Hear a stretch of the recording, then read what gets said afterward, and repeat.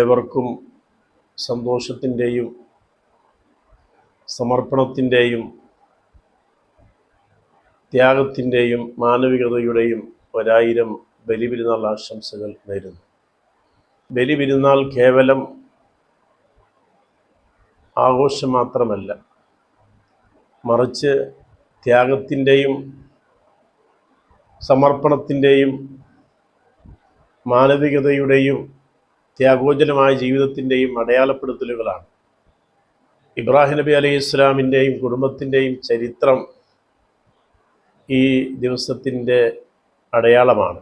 മനുഷ്യൻ്റെ വിരൽത്തുമ്പിൽ ലോകം മുഴുവനും എത്തിച്ചുകൊണ്ടിരിക്കുന്ന ഈ കാലഘട്ടത്തിൽ മനുഷ്യർ തമ്മിലുള്ള ബന്ധങ്ങൾ അകലം കൂടിക്കൊണ്ടിരിക്കുന്ന കാലഘട്ടമാണ്. ആധുനിക സമൂഹത്തിലെ അതിശക്തമായ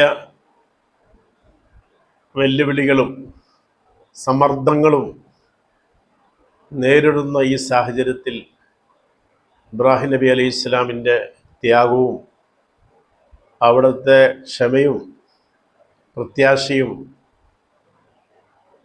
നാം പഠിക്കേണ്ടതുണ്ട്, നമ്മുടെ ജീവിതത്തിൽ പകർത്തേണ്ടതുണ്ട്.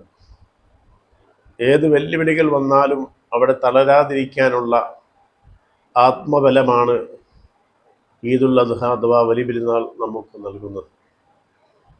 വിദ്വേഷങ്ങളും വിഭജനങ്ങളും വേർതിരിവുകളുമെല്ലാം അതിശക്തമായി കൊണ്ടിരിക്കുന്ന സോഷ്യൽ മീഡിയകളിലും മറ്റും പരന്നു കിടക്കുന്ന ഒരു സാഹചര്യത്തിൽ സ്നേഹത്തിൻ്റെയും സഹിഷ്ണുതയുടെയും ത്യാഗത്തിൻ്റെയും മാനവികതയുടെയും സന്ദേശവാഹകരാകാൻ നാം പരിശ്രമിക്കേണ്ടതുണ്ട്. മതജാതി ഭേദമന്യേ എല്ലാ മനുഷ്യരും എന്നാണ് ബലിപെരുന്നാൾ നമ്മെ പഠിപ്പിക്കുന്നത്. ഏറ്റവും പ്രിയപ്പെട്ടത് അത് മറ്റുള്ളവർക്ക് നൽകുമ്പോഴാണ് ആത്മസമർപ്പണത്തിൻ്റെ ത്യാഗത്തിൻ്റെ പരിപൂർണത കൈവരിക്കുന്നത്.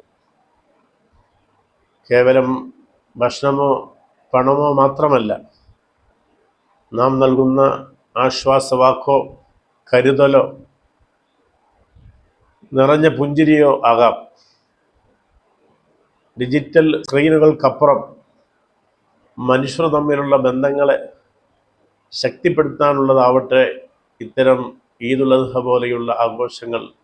അതിന് ദൈവം അള്ളാഹു അനുഗ്രഹിക്കട്ടെ എന്ന് പ്രാർത്ഥിച്ചുകൊണ്ട് ഏവർക്കും ഒരിക്കൽ കൂടി സന്തോഷത്തിൻ്റെയും ഐക്യത്തിൻ്റെയും മനുഷ്യസ്നേഹത്തിൻ്റെയും രാജ്യസ്നേഹത്തിൻ്റെയും മാനവികതയുടെയും ഒരായിരം ഈദ് അദ്ഹ ആശംസകൾ.